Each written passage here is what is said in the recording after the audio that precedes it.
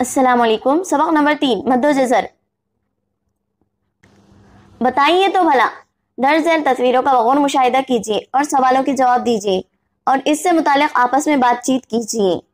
دی ہوئی دونوں تصویریں ایک ہی مقام کی ہے یا الگ الگ مقام کی ہے؟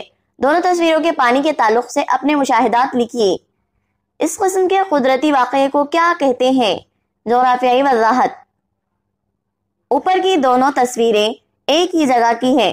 سمندر کے کنارے پر اگر آپ کچھ وقت گزارے تو آپ دیکھیں گے کہ سمندر کا پانی کبھی ساحل کے بہت قریب ہوتا ہوا دکھائی دیتا ہے، شکل 3.1 الف، تو کبھی یہ ساحل سے بہت دور چلا جاتا ہے، شکل 3.1 ب.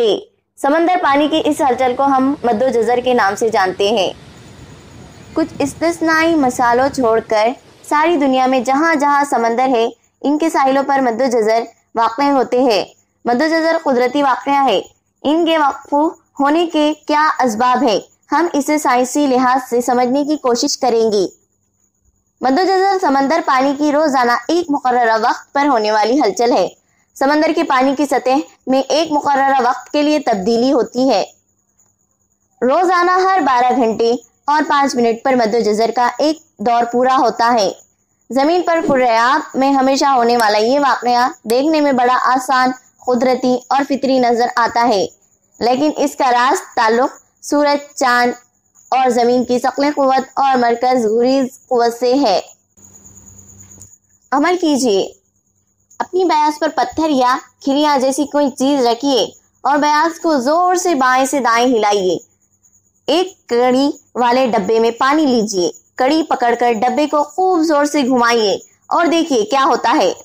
مکسر کے برتن میں پانی بھر کر مکسر شروع کیجیے اور اس کا مشاہدہ کیجیے. اس عمل میں والدین کی مدد لیجیے. گھومتے ہوئے پنکھے یا گوبھن کا مشاہدہ کیجیے. آدھا پیالہ پانی لیجیے. پیالہ ہاتھ میں لے کر اسے ایک سمت میں احتیاط سے گول گول گھماتے رہیے. پانی پر کیا اثر ہوتا ہے اس کا مشاہدہ کیجیے. انگلی میں چابی کی زنجیر ڈال کر زور زور سے گھماتے ہوئے کیا ہوتا ہے اس کا مشاہدہ کیجیے. بتائیے تو بھلا درج ذیل سوالوں کی بنیاد پر مندرجہ بالا سرگرمیوں پر گفتگو کیجیے. کھریا کس سمت میں گرا؟ پیالے کے پانی کا ابھار کس سمت میں پیدا ہوا؟ چابی کی زنجیر گھماتے وقت اس سے جڑی اشیاء کس حالت میں تھی؟ ڈبے اور مکسر کے برتن کے پانی کا کیا ہوا؟ مندرجہ بالا سرگرمیوں میں کون سی قوت عمل کر رہی تھی؟ مرکز گریز قوت اور ثقلی قوت کن سرگرمیوں میں زیادہ اور واضح طور پر نظر آ رہی تھی؟ جغرافیائی وضاحت. مندرجہ بالا تمام سرگرمیوں میں مرکز گریز قوت کے اثرات دکھائی دیتے ہیں. یہ قوت ثقلی قوت کی مخالف سمت میں کام کرتی ہے. مرکز گریز قوت یعنی مرکز سے باہر جانا. اس کا تجربہ آپ نے ذاتی طور پر بھی کیا ہوگا. یاترا میں لگے ہوئے چکردار جھولوں پر جب آپ بیٹھتے ہیں اور جب یہ زور سے گھمائے جاتے ہیں تو آپ کے جھولے باہر کی سمت جھکتے چلے جاتے ہیں. یہ بھی مرکز گریز قوت کا نتیجہ ہوتا ہے. جماعت کے طلبہ کے 2 یکساں گروہ بنائیے. 5 منٹ تک رسہ کشی کا کھیل کھلائے. طلبہ کو حاصل ہونے والے تجربے کے تعلق سے جماعت میں بات چیت کروائے. مرکز گریز قوت اور ثقلی قوت.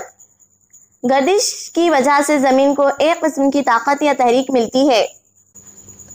یہ طاقت زمین کے مرکز کی مخالف سمت میں کام کرتی ہے. اسے مرکز گریز قوت کہتے ہیں. شکل 3.5 دیکھیے. زمین پر موجود کوئی بھی شے اس قوت کی وجہ سے زمین کے اطراف میں موجود خلا میں پھینکی جا سکتی ہے، لیکن اسی وقت زمین کے اندر موجود ایک دوسری قوت جسے ثقلی قوت کہتے ہیں، یہ زمین کے مرکز کی جانب عمل کرتی ہے. یہ قوت مرکز گریز قوت کے مقابلے کئی گنا زیادہ ہوتی ہے. اس کی وجہ سے سطح زمین پر موجود کوئی بھی شے اپنی جگہ قائم رہتی ہے.